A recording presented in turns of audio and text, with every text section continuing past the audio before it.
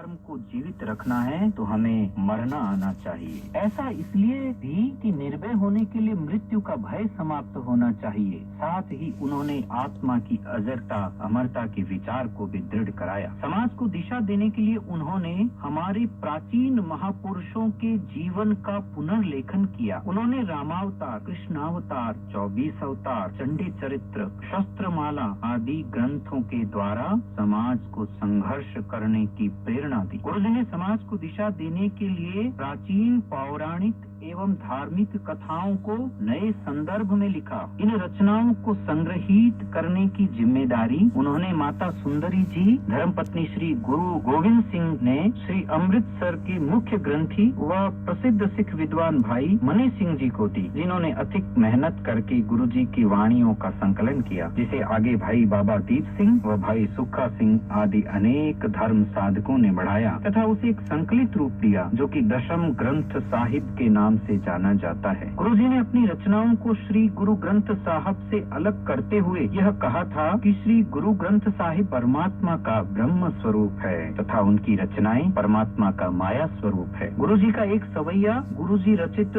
श्री दशम ग्रंथ साहिब के खंड चंडी चरित्र उक्ति विलास में संग्रहित है। देहि सिवावर मोहि इहे शुभ कर्म न ते कबहू न टरो। देहि सिवावर मोहि इहे शुभ कर्म न ते कबहू न टरो। न डरूं हरिसो जब जाय लरूं, न डरूं हरिसो जब जाय लरूं। निश्चय कर अपनी जीत करो, और सिख हो आपने ही मन को इस लालच हऊ गुण तव उचरूं। और सिख हो अपने ही मन को इस लालच हऊ गुण तव उचरूं। जब आऊं की औध निदान बने, जब आऊं की औध निदान बने। अधिहीरन में तब जूझ मरूं, अधिहीरन में तब जूझ मरूं। इन पंक्तियों का अर्थ है, हे शिव परम पिता परमात्मा, मुझे यही वरदान दीजिए कि मैं शुभ कार्यों को करने से कभी पीछे न हटूं, उन्हें कभी न टालूं।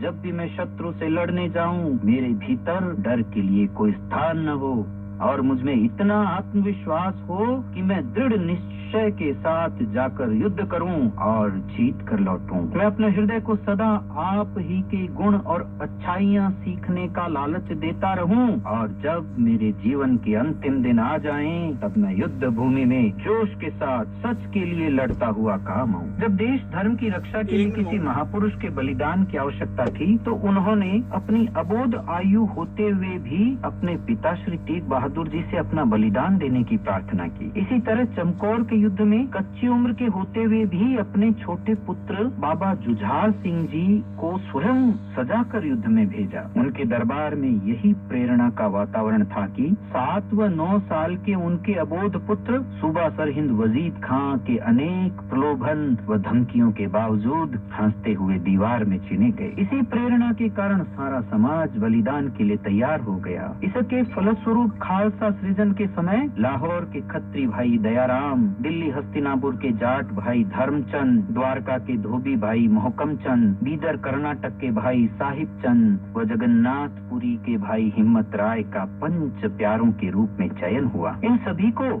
और बाद में लगभग 25,000 लोगों को एक ही पात्र में से तैयार किए गए अमृत का घूंट पिलाकर उनके ऊंच नीच के अंतर को हमेशा के लिए समाप्त कर दिया। इन्हीं पंच प्यारों को उन्होंने समाज में सर्वोच्च दर्जा दिया और स्वयं को भी उनकी आज्ञा के अधीन किया। ये पांचों समस्त भारत यानी लाहौर उत्तर, बीदर दक्षिण, जगन्नाथपुरी पूर्व, द्वारका जी दक्षिण व दिल्ली मध्य का प्रतिनिधित्व करते थे। ये पांचों उन क्षेत्रों व उनके स्थान से श्री आनंदपुर साहिब आने वाले मार्गों में जागृत हुए समाज के प्रतिनिधि और वाहक थे। श्री गुरुजी ने अत्याचार का दृढ़ता से प्रतिकार करने के लिए बंदा सिंह बहादुर को दक्षिण से पंजाब भेजने के पीछे भी यही उद्देश्य था। बंदा सिंह बहादुर के साथ जो समाज आया, उनके पास गुरुजी के ही हुक्मनामे पहुँचे थे। बंदा सिंह बहादुर के साथ 5 सिख भेजे गए थे और उन्हें निर्देश था कि समस्त निर्णय इनके निर्देशानुसार ही करने हैं। यदि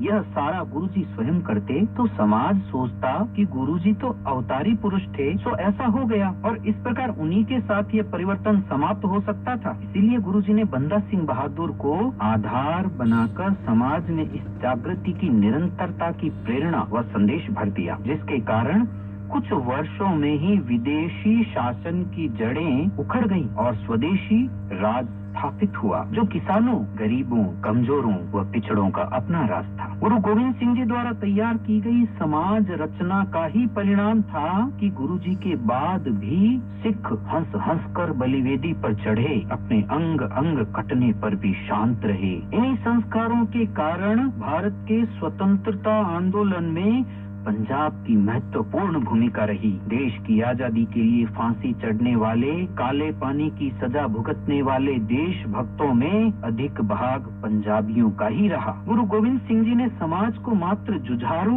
और आत्म बलिदानी ही नहीं बनाया, बल्कि उनमें मानव सेवा के उच्च जीवन मूल्यों को भी प्रतिस्थापित किया। भाई कन्हैया जी के बारे में गुरु जी को ये शिकायत की गई कि वह युद्ध भूमि में दुश्मनों के घायल सैनिकों को भी जल पिलाते हैं। जब कन्हैया जी से कहा कि महाराज, आपने मुझे द्वैत का सबक ही नहीं सिखाया, मुझे तो सभी में आपका ही रूप दिखता है, तो गुरुजी ने कहा कि मरहम भी ले जाओ। पानी पिलाने के साथ सभी को बिना भेदभाव के मरहम भी लगाना, तभी से सेवा पंथी परंपरा भी प्रारंभ हुई, जिसके निमित्त अनेक सेवा कार्य देश में चले आ रहे हैं, जो शिक्षा, चिकित्सा, लंगर आदि सेवाओं से जुड़े हुए हैं। गुरु गोविंद सिंह जी ने निर्मले संत परंपरा प्रारंभ की। गैरुआ वस्त्रधारी निर्मले संत गांव गांव में जाकर धर्म का प्रचार करते थे। विपरीत परिस्थितियों में भी जब सिख जंगलों में रहते थे, तब गुरुवाणी व गुरसिक्खी को बचाने में निर्मले संतों ने महत्वपूर्ण भूमिका निभाई। प्राचीन कथाकार कवि चूड़ामणि भाई संतोष सिंह, प्राचीन इतिहास लेखक ज्ञान सिंह से लेकर मास्टर तारा सिंह, संत मस्कीन जी, योगी हरभजन सिंह, पिंगलवाड़ा के भगत पूरन सिंह इसी परंपरा की देन है। ग्राम और नगर रचना को सुरक्षित रखने के लिए तथा सदैव युवाओं को युद्ध का प्रशिक्षण देने व समाज रक्षा की मानसिकता को प्रेरित करने के लिए गुरु जी ने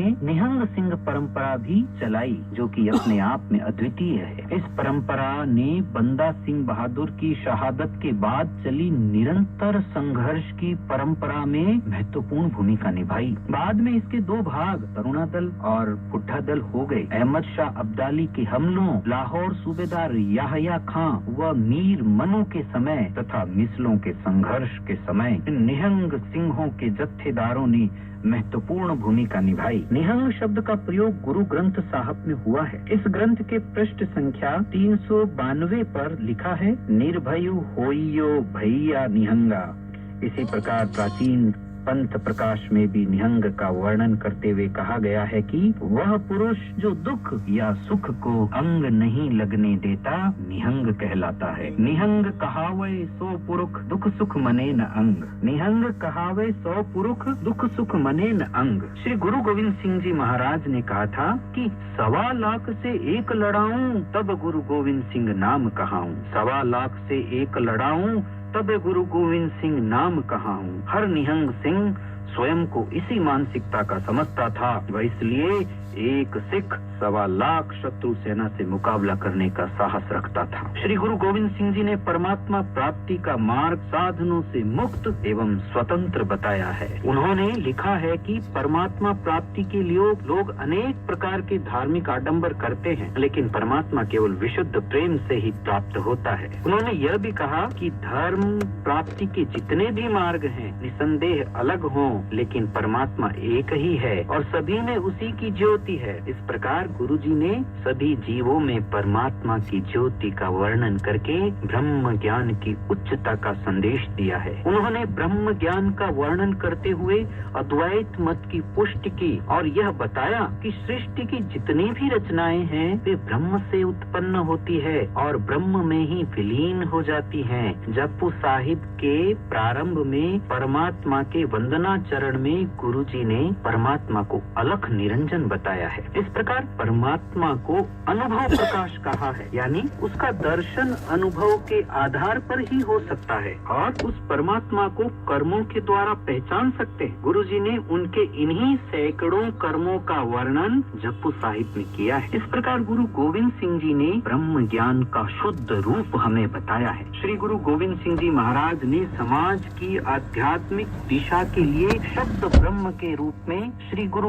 ग्रंथ साहिब जी को गुरु का स्थान दिया तथा समाज के नेतृत्व के लिए पंच प्यारी की परंपरा सहित खालसा पंथ की स्थापना की। उन्होंने अनेक युद्धों में अपनी विजयों का श्रेय भी समाज को ही दिया। उन्होंने कहा, युद्ध जीते इन्हीं के प्रसादी, इन्हीं के प्रसादी पुन धाम भरे हैं। युद्ध जीते इन्हीं के प्रसादी, इन्हीं के प्रसादी पुन धाम भरे हैं। इन्हीं के प्रसादी सुविधा लई, इन्हीं के प्रसादी पुन धाम करे हैं। इन्हीं के प्रसादी सुविधा लई, इन्हीं के प्रसादी पुन धाम करे हैं। इन्हीं की कृपा से सजे हम हैं, नहीं मोसो गरीब करोड़ परे हैं। इन्हीं की कृपा से सजे हम हैं, नहीं मोसो गरीब करोड़ परे हैं। आज जहाँ एक और पश्चिम भोगवाद के कारण धर्म व संस्कृति के प्रति विमुखता व उदासीनता बढ़ रही है तथा दूसरी ओर जाति पात क्षेत्रवाद व धर्म के नाम पर सामाजिक टकराव बढ़ रहा है, ऐसे में गुरुजी का जीवन दर्शन हमारे लिए प्रेरणा का प्रकाश स्तंभ बन सकता है। राजनीति, धार्मिक एवं सामाजिक क्षेत्र में कुशल व सफल नेतृत्व के मन में जो अहंकार भाव आता है, उसका अंश मात्र भी गुरुजी के मन में कभी नहीं रहा। श्री गुरु गोविंद सिंह जी के बताए पथ पर चलकर जिस देश ने अपना